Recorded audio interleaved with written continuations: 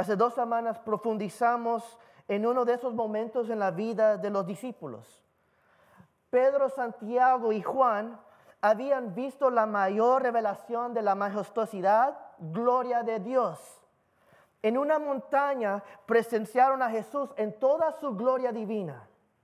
Ellos vieron a Moisés y Elías, los más grandes líderes y notables profetas de Israel, y ambos muertos hace siglos, hablando con Jesucristo en la montaña. Habían visto descender la nube radiante y cubrirlos. Oyeron la voz del Dios, el Padre, hablar desde la nube declarando: este es mi Hijo amado, a Él oír, a Él obedecer. Imagínense esa experiencia. Fue un momento de incomparable alegría y asombroso para los 3 discípulos. Tanto así que Pedro escribió en 2 de Pedro capítulo 1 versículos 16 al 18, él dice: porque no os hemos dado a conocer el poder y la venida de nuestro Señor Jesucristo, siguiendo fábulas artificiosas, sino como habiendo visto con nuestros propios ojos su majestad. Pues cuando Él recibió de Dios Padre honra y gloria, le fue enviada desde la magnífica gloria en voz que decía: este es mi Hijo amado, en el cual tengo complacencia. Y nosotros oímos esta voz enviada del cielo cuando estábamos con Él y en el monte santo. Yo considero que los discípulos no querían bajar del monte, porque la experiencia que estaban viviendo era extraordinaria. Sin embargo, en la escena que encontramos en nuestro texto, Jesús, Pedro y Juan y Santiago están bajando del monte para descubrir una gran multitud. Imagínense, en el versículo 37, Lucas nos cuenta que una gran multitud le salió al encuentro. Lo estaban buscando la multitud. Querían saber dónde estaba Jesús.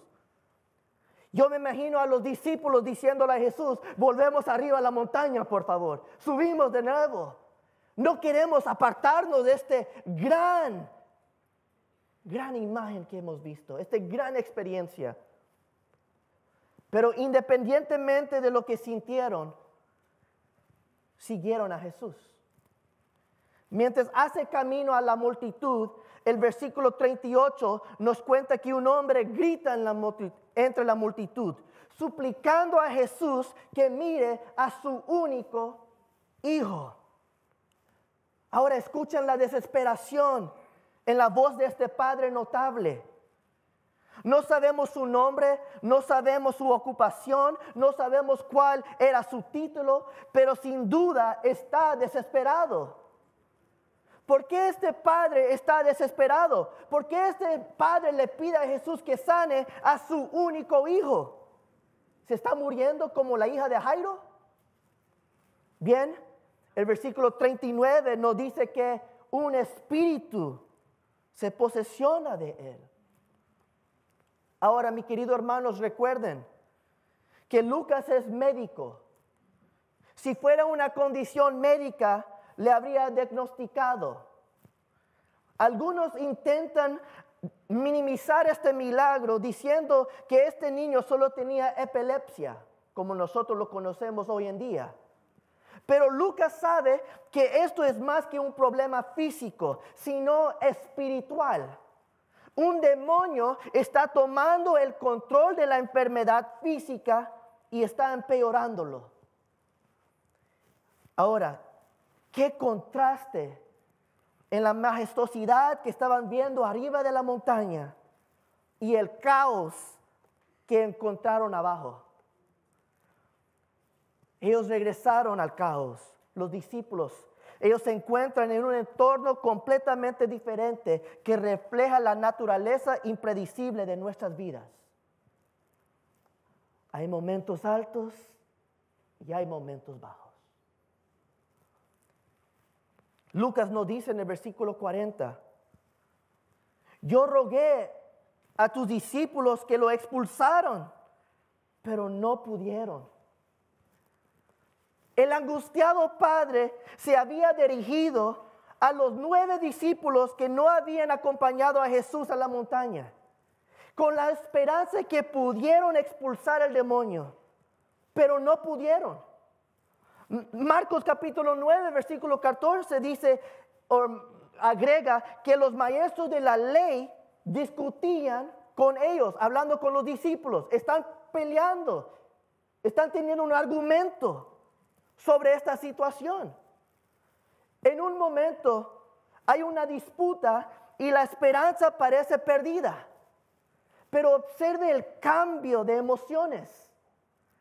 Marcos nota en el versículo 15 que tan pronto como todos vieron a Jesús, se llenaron de asombro y corrieron a él. Sin embargo, Jesús está descendiendo de un momento glorioso y ahora escucha la frustración de Jesús. En el versículo 41 Jesús responde diciendo, a generación incrédula y malvada, ¿hasta cuándo tendré que estar con ustedes y soportarlos? Alguien podría haberse preguntado si Jesús estaba teniendo un mal día, porque su respuesta denota como frustración. ¿Hasta cuándo tendré que soportarlos? No se puede interpretar de otra manera. Jesús estaba frustrado. ¿Y sabes algo que me llama mi atención acerca de este pasaje, hermanos? Que después de que Jesús pasara tiempo con Moisés en esta montaña, Él citará las palabras de Moisés en Deuteronomio capítulo 32, versículo 5. Jesús dice, generación incrédula y malvada, y estas fueron las mismas palabras que Moisés declaró, que cayó en el desierto el pueblo de Israel. Jesús dice que esta es una generación incrédula, que no tiene fe, no tiene ninguna creencia. Luego lo llama perversa, perversos o malvada. La palabra perverso hoy difiere de lo que Jesús tiene en mente. Cuando escuchamos la palabra perversa, tendemos a conectarlos con asuntos sexualmente inapropiados. Pero la palabra griega es diástrefo, significa distorsionar, torcido, malinterpretar, corromper y en última instancia engañar. Jesús dice que esta es una generación que no cree en la verdad, uno que distorsiona, que corrompe y pervierte la verdad. En la época de Moisés, el pueblo se había torcido debido a su falta de fe y su alejamiento de Dios. Esa perversidad siempre acompaña la incredulidad. Ahora existe un debate entre los teólogos sobre a quién Jesús dirige esta reprimienda. ¿Está hablando a sus discípulos? ¿Está hablando a los maestros? ¿A la multitud?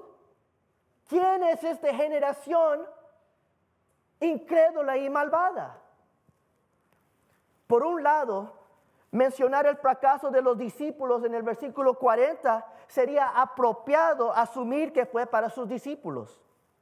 En el versículo inicial de nuestro capítulo, en el versículo 1, el pastor David predicó de esto, pero dice así en Lucas capítulo 9, versículo 1, habiendo reunido a los 12, Jesús le dio poder y autoridad ¿para qué? Para expulsar a todos los demonios y para sanar enfermedades. Ahora escuchen, Jesús le dio poder a sus discípulos para hacer estos milagros. Sin embargo, ellos lo hicieron. En el versículo 6, Lucas anota, así que partieron y fueron por todas partes del pueblo y en pueblo, predicando las buenas noticias y sanando a la gente. Esto implica que los discípulos sanaron y sacaron demonios. Pero luego el Padre dice, llevé a mis hijos, a tus discípulos. Jesús, y no pudieron hacerlo. Esto nos lleva a preguntar, ¿por qué? ¿Por qué los discípulos no pudieron expulsar el demonio si ya lo han hecho? Lucas solo entra en algunos detalles, pero Marcos y Mateo dan más información. En Marcos capítulo 9, versículo 28, dice, cuando Jesús entró en casa, sus discípulos le preguntaron en privado, ¿por qué nosotros no pudimos expulsarlo? Esta clase de demonios solo puede ser expulsado a fuerza de oración. Yo no sé qué estaban haciendo los discípulos, pero sé lo que no estaban haciendo. No estaban orando. No buscaban la ayuda de Dios en el asunto. Aquí Jesús recordó a los discípulos que la única manera de haber realizado este milagro era buscando fervientemente la ayuda de Dios. No era rival para los demonios en su fuerza. Ellos necesitaban confiar en las fuerzas de Dios para hacer este milagro. Mi querido hermanos, depender de Dios es un problema común hoy en día todavía. Nosotros buscamos líderes con experiencias, programas de consejería y confiamos en esas experiencias.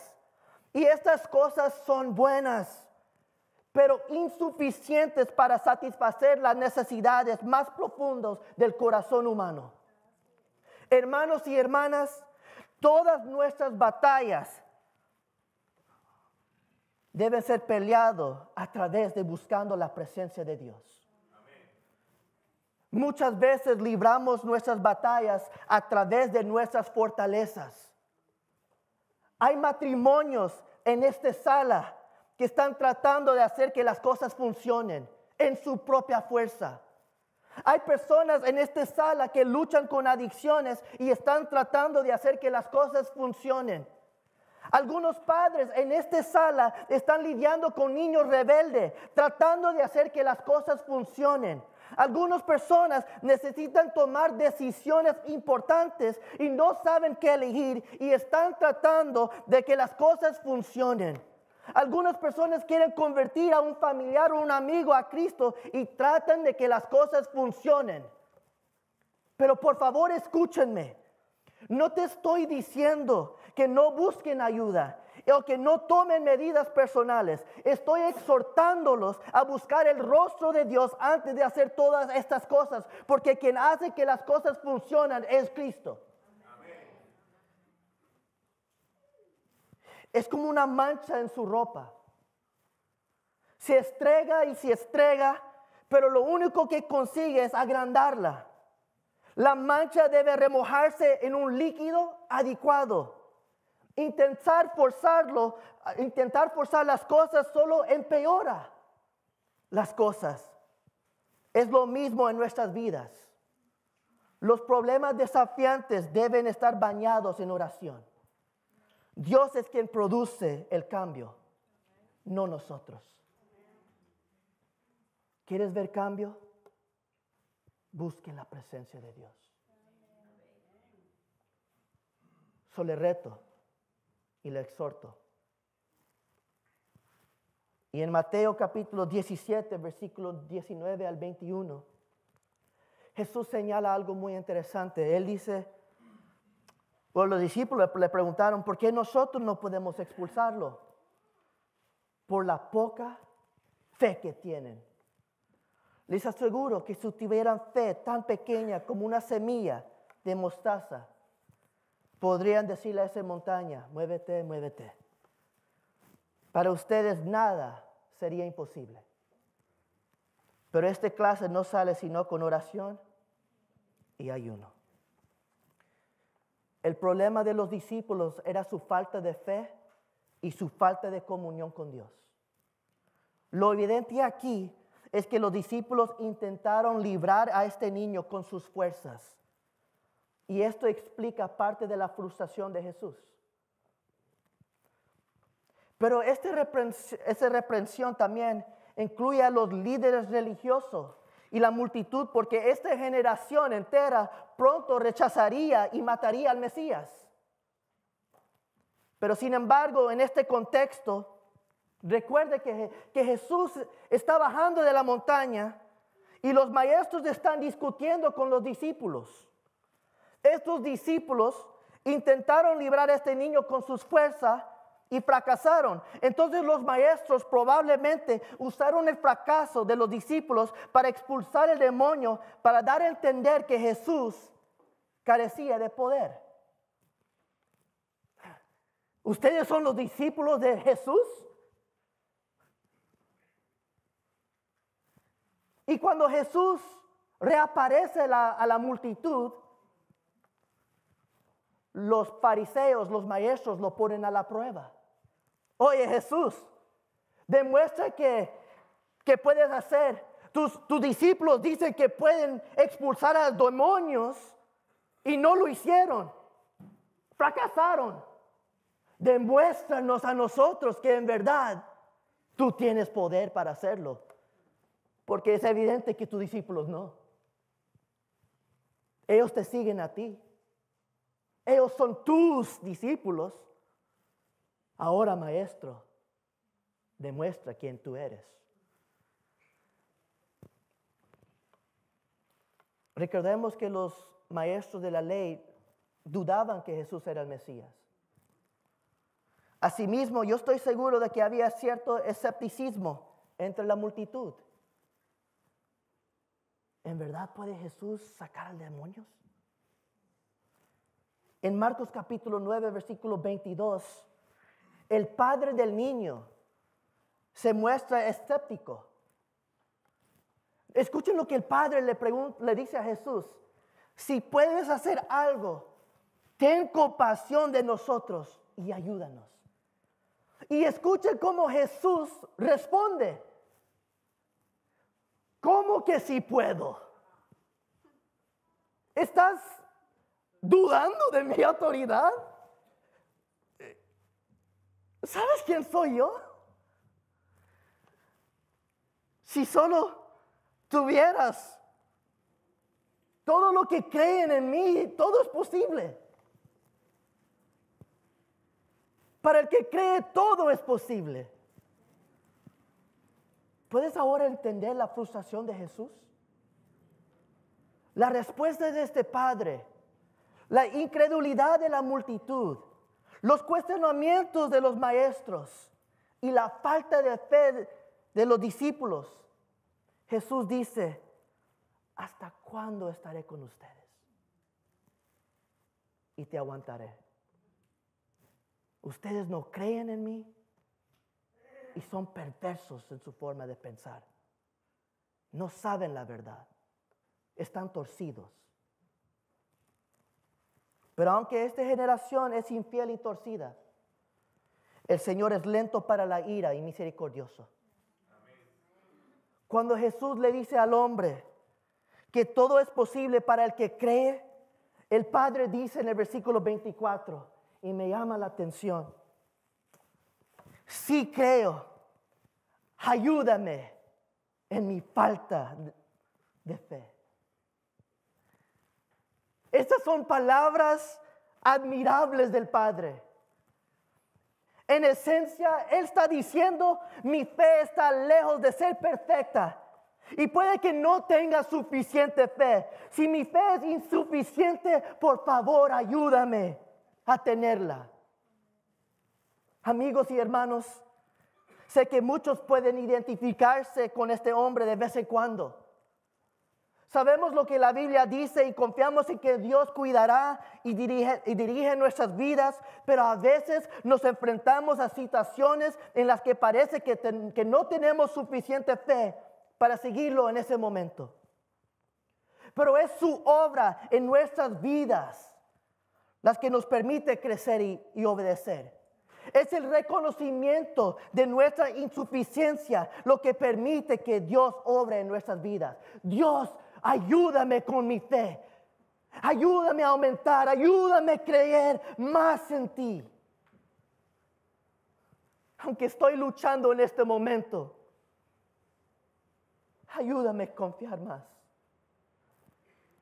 Y gracias a Cristo por su paciencia y misericordia, porque Jesús dijo, si solo tuviera fe como un grano de mostaza. Y solo esa pequeña fe en Cristo. Aunque este hombre y nosotros tengamos poca fe, Cristo tiene la gracia de liberarnos con su gran poder. Por lo cual Jesús le dice al hombre, trae a tu hijo aquí.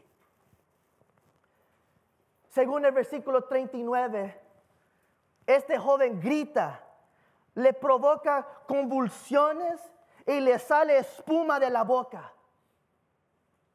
En Marcos 9, versículo 18, dice que cruje los dientes y se queda rígido.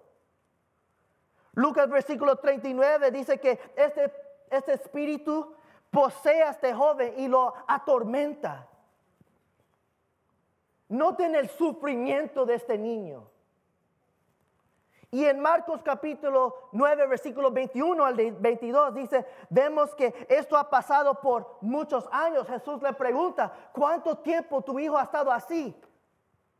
Y el padre responde diciendo desde...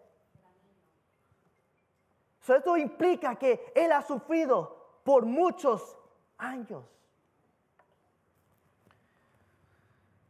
Ahora, ponte en la posición de este padre. Ponte en la posición de esta familia. ¿Qué tan doloroso ha sido la vida para este padre y su esposa? La familia queda pausada por su problema. La gente que los rodeaba los haría etiquetados como la familia del hijo endemoniado. Supongo que muchos dentro de la comunidad se sintieron incómodos con ellos, por lo que los evitaron. Yo me supongo que los padres le dijeron a sus hijos, no jueguen con él, apártate de él. Imagínense los padres todos los días. Pero esta familia había que vigilarlo constantemente porque tenían temor que pudiera morir en cualquier instante. Las tareas del hogar probablemente eran complicadas. Ir a trabajar todos los días posiblemente o probablemente fue un desafío. Siempre estaban pensando atrás de su mente, ¿qué está pasando con Juanito? ¿Qué pasa? ¿Se está quemando? ¿Se está ahogando? Y quiero tomar un momento aquí. Un momento para abordar un tema delicado en nuestra iglesia. Y nosotros como hermanos y hermanas en Cristo. Necesitamos ser sensibles a las familias que tienen niños con complicaciones. Ya sean problemas físicos, mentales, emocionales o espirituales. Y debemos rodearlos con amor. Necesitamos escuchar sin condenar y ayudar de manera práctica. Porque nunca se sabe por lo que está pasando un miembro o un invitado. Que nosotros como iglesia dejemos de juzgar, criticar, etiquetar, mirar fijamente cuando un niño grita y tiene complicaciones. Tú no sabes lo que están pasando por. Ponte en su posición y tenga empatía.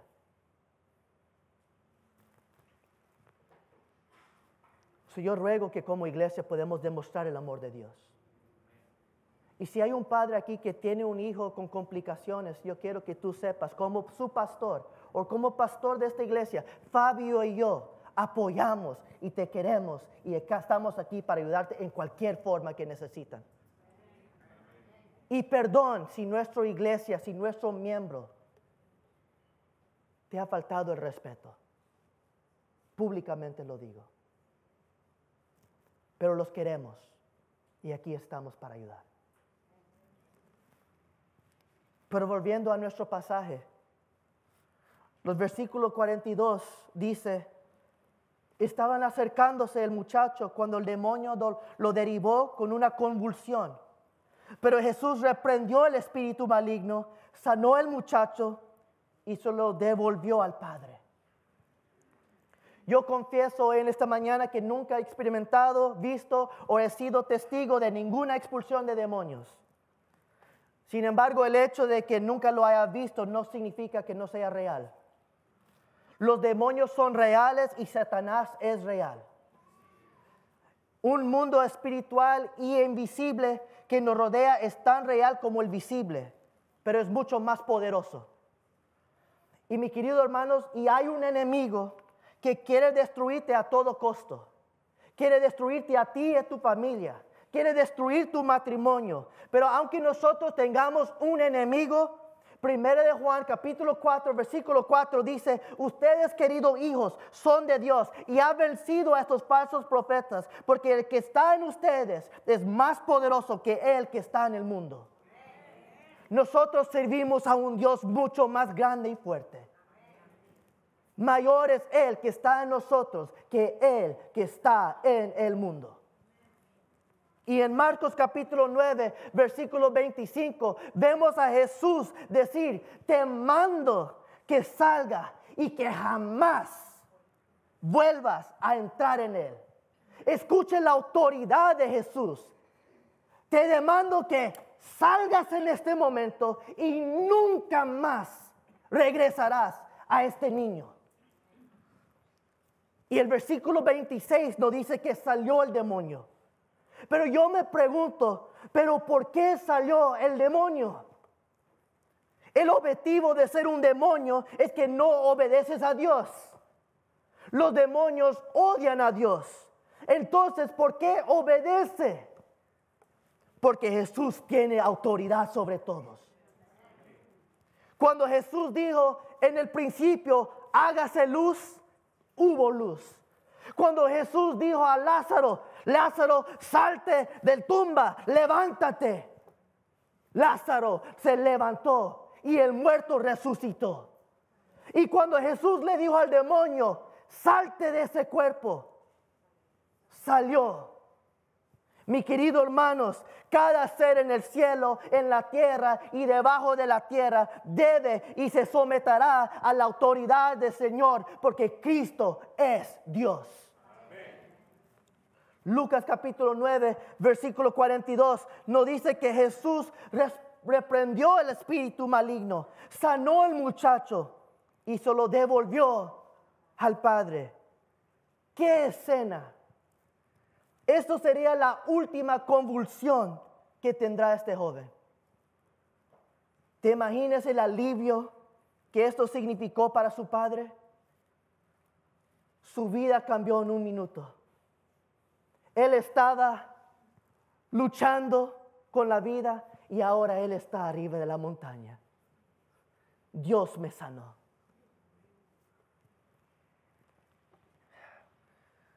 Las palabras se le devolvió al Padre pueden parecer insignificantes, pero son esenciales. En el relato de Marcos capítulo 9, versículo 26, dice que cuando Jesús sanó al muchacho y cuando salió el demonio, que éste quedó como muerto. Tanto que muchos decían, ya se murió. Pero Jesús lo tomó de la mano y lo levantó. Y el muchacho se puso de pie. Mi querido hermano, esta es una historia que describe el poder de Dios para salvar y librar a quien sea de situaciones difíciles. Pero quizás no estábamos poseídos físicamente por un demonio, pero todos estuviéramos perdidos en este mundo en algún momento. Mira cómo lo dice Efesios capítulo 2, describe nuestra condición. Y verás que es desconcertante. El versículo 1 dice que ustedes estaban ¿qué? Muertos. Y en sus transgresiones y sus pecados. Ustedes andaban conforme a los poderes de este mundo. Se conducían según el que gobierna las tinieblas, hablando de una referencia al diablo. En el versículo 2 dice que hay un espíritu de desobediencia dentro de nosotros. El versículo 3 dice que en este tiempo también todos nosotros vivíamos como ellos, impulsados por nuestros deseos pecaminosos, siguiendo nuestra propia voluntad y nuestros propósitos. Como los demás, éramos por naturaleza objeto de ¿qué? De la ira de Dios. Luego en el versículo 5 él dice, aun cuando estábamos muertos en pecados. Ahora, déjame aclarar algo. Si tú no has tomado la decisión de seguir a Cristo, esto es tu condición hoy en este día. Estás muerto, estás alejado, estás en oscuridad y ciego. Y amigo, tú necesitas a alguien más grande que usted para sacarte de donde estás. Tú necesitas una luz brillante para sacarte de la oscuridad. Necesitas que alguien te quite la venda de los ojos. Necesitas a alguien que puede llenar el vacío que hay en tu corazón. Necesitas transformar tu forma de pensar. Necesitas a alguien que rompe las cadenas de adicciones que luchas que has tenido. Necesitas a alguien para darte vida y un propósito para vivir. Y alabado sea Dios que Dios mandó a su único hijo para salvarte, librarte y restaurarte hoy en esta mañana. El perdón Cristo Jesús te ofrece y es gratuito. No es por obras, sino es un regalo. Es por gracia. Cristo murió en la cruz para librarte, salvarte y darte vida eterna. Y quizás te preguntas, ¿qué tengo que hacer para que Cristo me dé vida? Romanos capítulo 10, versículo 9 dice, si confiesas con tu boca que Jesús es el Señor y crees que en tu corazón que Dios lo levantó de entre los muertos, serás salvo. Cristo vino a salvarte. Y si estás esclavado del pecado y las cosas de este mundo, si invocas al Señor Jesucristo, Él te salvará por gracia. Él quiere cambiarte. Él quiere devolverte a la vida. Y Él quiere devolverte al Padre. Dios. Aunque tú estabas muerto, Dios te puede levantar. Al ver a Jesús hacer este milagro, la gente que estaba allí ese día quedó asombrado. Por esa razón los versículos 43 dice, y todos se quedaron asombrados de la grandeza de Dios. Esto debe ser nuestro testimonio hoy en esta mañana. Cada persona que ha experimentado el poder de Dios debe quedarse asombrado porque servimos a un Dios grande. Y si tú hoy en esta mañana estás ciego, permite que el Espíritu Santo te quite la venda y vea la grandeza de Dios. Hoy, la salvación ha llegado para ti hoy en esta mañana. No hay nadie como Jesucristo. Por eso me gustaría animarlos a hacer algunas cosas. Esta historia debe animarnos a presentar nuestros problemas al Señor, porque Él tiene la gracia de trabajar a nuestro favor, incluso cuando nuestra fe es débil y nuestro entendimiento es mal dirigido. Jesús no espera hasta que este padre tuviera gran fe para librar a su hijo. No esperó hasta que los discípulos tuvieran más fe y un entendimiento claro como el cristal antes de usarlos en su propósito. Jesús está lleno de compasión y misericordia. Si le presentamos nuestras dificultades y problemas, aunque nuestra fe sea débil y nuestro entendimiento nublado, Él tiene la gracia de liberarnos con su gran poder. Ven a Él. Traiga tus problemas a Él. Pero también, no solo debemos traer nuestros problemas a Él, debemos confiar en Él. Debemos recordar que no debemos confiar en nuestras fuerzas, sino poner nuestra confianza en Cristo. El hombre no puede hacer nada sin Dios. Entonces pregúntate hoy en esta mañana, ¿estoy experimentando una derrota porque me ha desconectado de la fuente de poder? ¿Estoy luchando hoy en esta mañana porque estoy dependiendo de mis fuerzas, de mi sabiduría, de mi entendimiento. Tu primer paso, si reconoces que no estás confiando en Dios, debe ser arrepentirte y correr hacia Cristo. Y dejar que Él se encargue de tu situación. Busque su presencia antes de buscar a otros. Busque su presencia. Luche en oración. Luche en ayuno.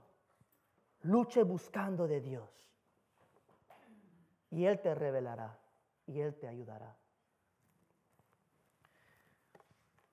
La vida tendrá muchos altibajos, mis queridos hermanos. El único ancla confiable en las tormentas de la vida es Jesucristo. Si permaneces aferrado a Él, aunque las tormentas siguen rugiendo, Él te ayudará a mantenerte firme, porque Él es nuestra firmeza. Él es nuestra fortaleza. Él es nuestro escudo. Él es nuestra lámpara. Él es nuestro Señor y Salvador. Alabado sea Jesucristo. ¿Alguien le alaba hoy en esta mañana?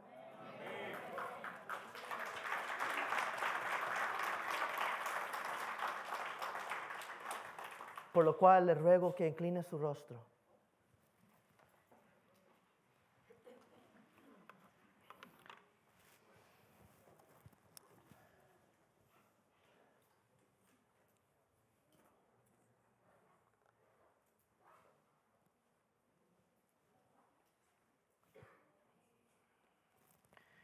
Yo no conozco cada corazón en este hogar.